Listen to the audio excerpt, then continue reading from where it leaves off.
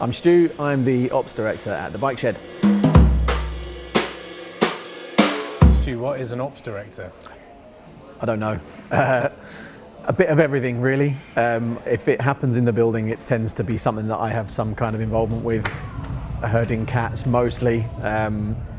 Is it like a really grown-up general manager? I guess you could say that, yeah. Okay. Jack of all trades probably is the best way of describing it. And you came to the Bike Shed a couple of years ago. Was it 3 years ago or 2 years ago? 2016. 16, after a whirlwind trip from inside the Arctic Circle all the way down to Tierra del Fuego. Yeah, whirlwind might not be the best way of describing it, but yep. So you did the top to tail. Yep, with top of Argentina, on top of Alaska. BMW GSs? Both on GSs. I was on a GS Adventure, my mate Will was on a normal GS. And how long did that take you? Just under a year, 11 and a half months So altogether. it was a proper grown-up. Proper grown-up trip, proper year off, no income, no none of that. And yeah, departed from the rest of the world for a little while. Any inspiration from the Ewan and Charlie videos, or just you've always wanted to do adventure riding? I'd be lying if I said there wasn't a little bit of inspiration there, but it was definitely, it wasn't the first trip I'd ever done, and it won't be the last, and that's more prompted by my own sense of adventure, I guess, rather than anybody else's. So what is your biking history? How long have you been riding for? And been riding about 15 years or so, started in my early 20s. I didn't grow up on bikes. My dad didn't ride bikes. It was something that once I was old enough, had enough cash in my pocket to actually go and do my test and get on a bike, I decided I was going to go and do it. So I did. So after you did that trip, how did you discover the Bike Shed? Bike Shed, well, the building, the venue, the Bike Shed didn't exist when I set off. Used to be a football pitch here, I think. Got back from that trip just into 2016. Bike Shed had been open a few months, and it was something very new to me. I hadn't known about it before that, but obviously it was something worth checking out. And did you come to one of the shows? Not until that year, so I hadn't been to a show before that. My first show was 2016, at Dutch's invite. So Dutch invited you to the show?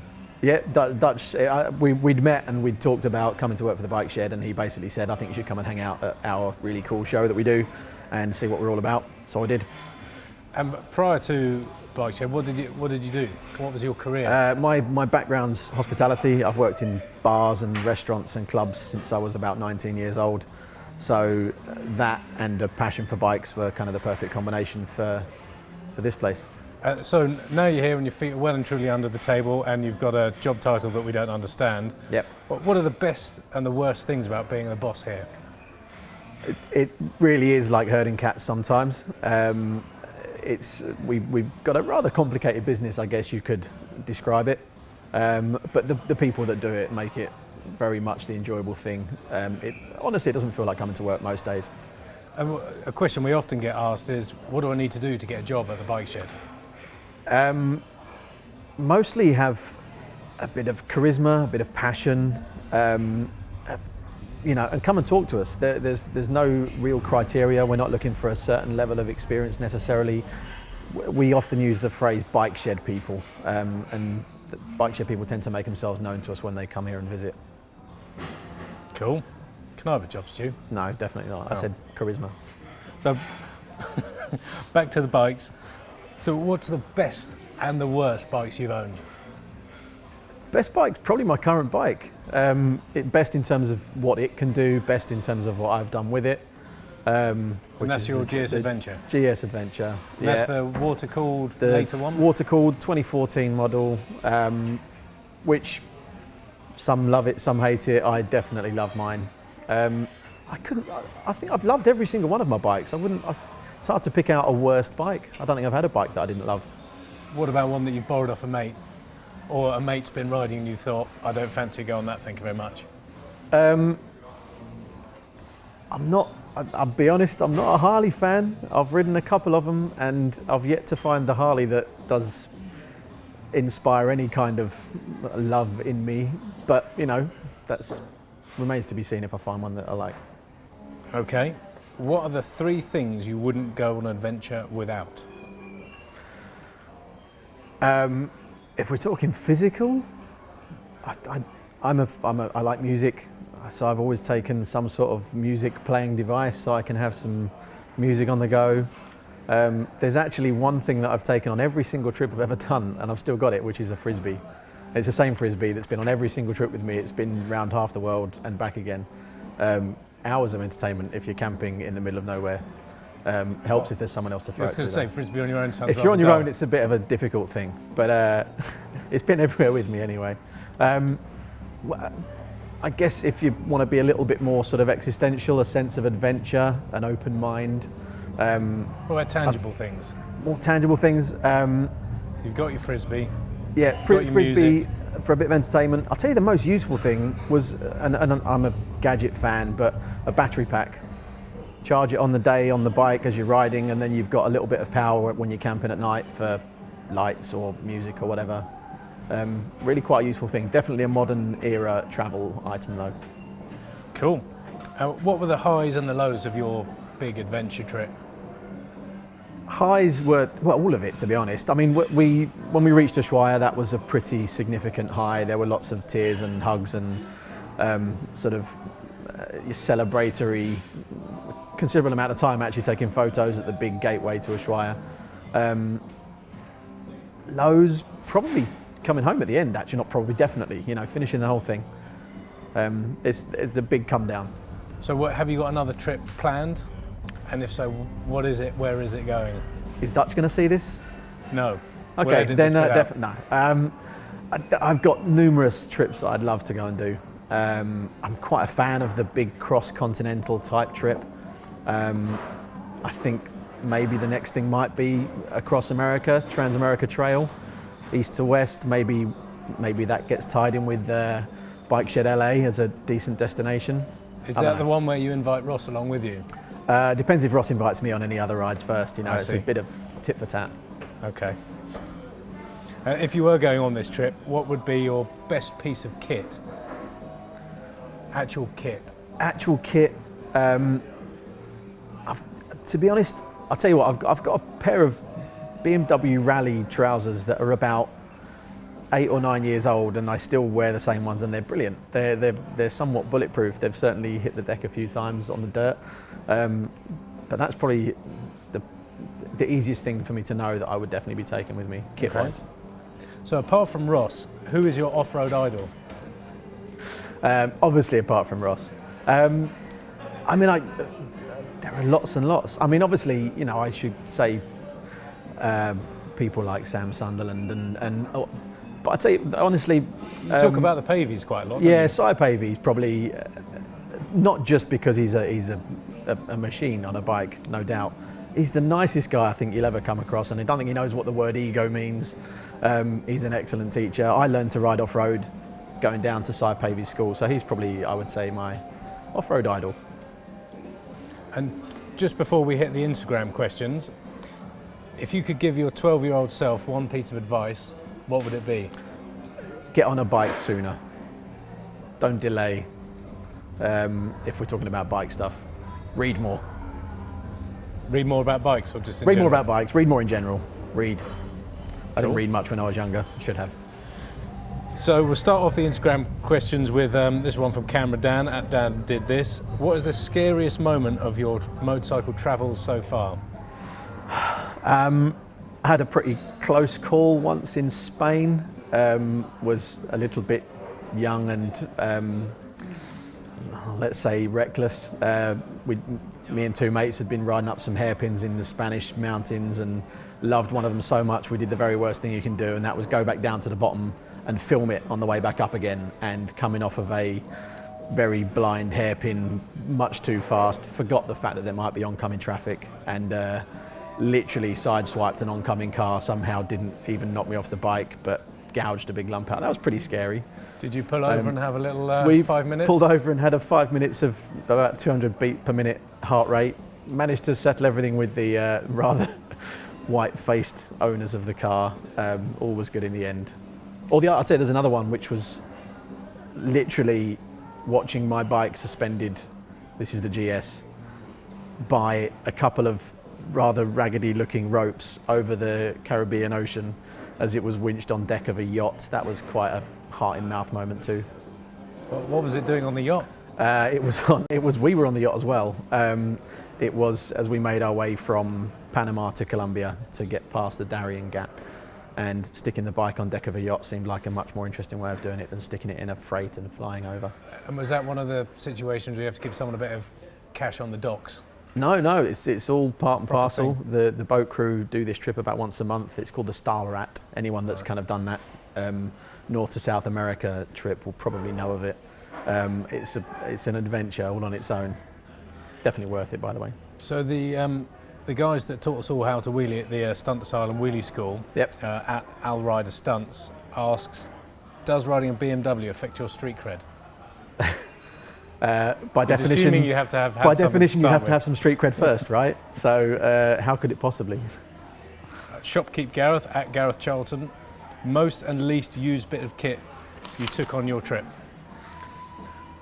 Least used, I think we had a really super lightweight, very thin axe, because I think we envisaged chopping down trees and having open campfires. I don't think we used the axe once just for fun.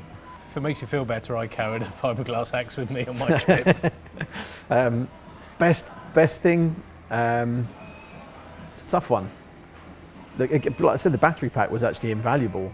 Like I said, modern day traveller and all that, but it really was a useful little bit of kit that meant you had music or lights or any kind of entertainment at any time, really. And Gareth, being greedy, asked another question: best and worst decisions you made on the road? It's easy to say. Well, it's a bit cliche to say. There's kind of no bad decisions, I guess, given that I'm sat here able to talk about them. There was one time in Argentina as we were heading south on the Ruta 40, and it had torrential rain. All of the roads in every direction were completely washed out. The police had blocked the roads, wouldn't let anybody pass. So we decided we would find another route straight across the country, which I guess proved to be a great decision and a bad decision. We got stuck in the mud. Only one time in 35,000 miles of getting stuck, but the bikes could not get through the proper stony clay mud. So we were stuck literally about 200 kilometers from nowhere. So that, I guess, was a bad decision, but it meant that a bunch of local farmers came upon us in their pickup truck and rescued us from the mud, took us to their farm and put us up for 2 days with their entire family, and until the road hardened off. So it was also a brilliant decision because it made for an absolutely amazing couple of days. Sounds great. At Motodras asks, when you plan a long motorcycle trip from A to B, where do you start first? Roads, destinations, sites, or places to stay? None of those, I guess. I mean, I tend to be more of a wing it and don't plan too much. Making the decision just that you're going to go and do it is by a long way the most important part of what you'll do. After that, things sort themselves out. Yeah, I don't think there was one destination, hotel, motel, campsite, road that we'd actually planned before setting off on that big trip. Okay. Hendo Peak Performance asks, when you crossed the USA to start your trip, did you use any of the Trans-America Trail? Not really, no. We were on a bit of a tight timeline. We went from the Atlantic coast to the Pacific coast, but we'd misunderstood how the visa situation works with America. We thought when we crossed into Canada we'd have 90 days renewed on our visa, and then when we crossed into Alaska we'd get another 90 days and so on, and that wasn't the case. So we had 90 days to get from the east coast of America to the west coast, then up through Canada to the top of Alaska, and then back down all the way to cross into Mexico. So we had to hustle a little bit across America, so we took roads most of the way. Sounds hectic. It was great fun. Have you got this is not anyone else's question, but this is my question. Have you got a favourite state that you crossed when you did that race of a trip? Colorado was quite. We'd headed across sort of middle America through Kansas and all the very flat, straight road sort of states. And so when we reached Colorado Springs and there were twisty roads and mountains, Pikes Peak, for example, that was pretty spectacular. And from then we followed the Rockies all the way north, so up through into Montana as well was pretty breathtaking. So I think that neck of the woods, shall we say, rather than any one state. And when you invite Ross to go along with you on the Trans-America Trail from coast to coast to open the new Bike Shed LA branch, are there any particular detours you want to make, or stop-offs, or states you want to spend a bit more time in? States, I couldn't say particularly. I mean, I'd love to do the entire thing east to west without touching the tarmac. That'd be the aim. Cool. Graham Allen, editor, asks, if you had to choose one bike to use for the next 5 years for everything, what would it be? Probably my GS. It does everything. Cool. Turkish Onion asks, KTM or BMW? Both. I've got one of each. I've got the GS. I've got a 690 with all the rally set up, so big tanks and everything. So a more lightweight, long distance bike, shall we say. Vicky Van Someren asks, what's your proudest moment during your time at the Bike Shed? I mean, I guess for standout moments, every year after the show is it's quite a high, having delivered a pretty epic thing to thousands of people. We're always absolutely exhausted, but everyone is incredibly proud. But just being here, just getting to be part of it all, honestly, it really doesn't feel like work most of the time. So the Bike Curious Sisters ask, how much can you bench? Just asking for a friend. Smiley face, heart-shaped eyes. And about half a GS adventure, probably. How many reps? Something like that. Definitely, that's a 1 rep max. 1 rep max, half a GS adventure with petrol. So, staff member Julia Winner asks, will you marry me? All uppercase. All uppercase. No, Jules, we've had this conversation. You've gone. Stop hassling us, please. Hashtag stalker. One of our founder members, Frederick Lukoff, asks, are you still feeling the pull of adventure riding? Yes, every day. It doesn't help that we have part of our video on a loop in the lounge every day that I have to look at. But yeah, there's always sort of daydreaming of the next far off place to go to.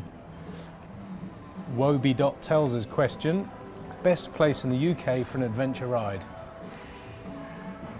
I haven't done lots of adventure riding in the UK, to be honest. Obviously Wales is pretty spectacular, and there's plenty of fun to be had down there. That's doing the rest of the country, or the rest of the UK, a disservice, because I've just not been and tried, so I don't know. Iron and Air's editor Chris Nelson asks, have you dabbled in nude photography? Taking or modelling? Either or, he's not specific. Oh dear. I think I know what he's referencing, which is my job interview for the Bike Shed. I'd messaged Vicky, we'd had a very short conversation online, and so she then took it upon herself to go and Google me, and the picture that she found was myself and my mate who'd been on the big trip, stark naked on top of our bikes in the middle of the Bolivian desert. So I think that's what that's referring to. I do hope you were facing north. The answer to the question is yes, obviously. Grand. And it's not just the adventure bikes. You've got a Ducati 848, haven't you? Yep. Track bike. Well, it's a proper thing, isn't it? Yep. Rob Jarvis, photography. Now you've ventured into the world of track days on your stunning Ducati, which riding do you prefer? Off-road green laning, touring or track days? I'm still very much off-road is my favourite place to be, but you know, track days are quite an accessible thing. I live half an hour away from Brands Hatch, so it's quite an easy thing to throw the bike in the back of the van and have a day of fun on the 848. He also asks, what was your first motorbike? First motorbike was not a normal first motorbike. It was a Triumph Sprint 955 triple. Was it yellow? It wasn't yellow, it was blue. Donny 777 Music tell us more about your new addition to the fleet, your Ducati 848, and have you broken it yet? I haven't broken it, thankfully, and I don't like the word yet. It was, I won't say an impulse purchase, but after we did the Cafe Racer Cup at Liddon Hill, and then we took the team up to Ron Haslam's race school at Donington, I decided I needed a bike to have a bit of fun on track, so went and picked one up, which is the 848. It's a brilliant thing, love it to bits, and it's not broken yet. Cool. I think that's the end of the Instagram and online website questions. What's for lunch, Stu?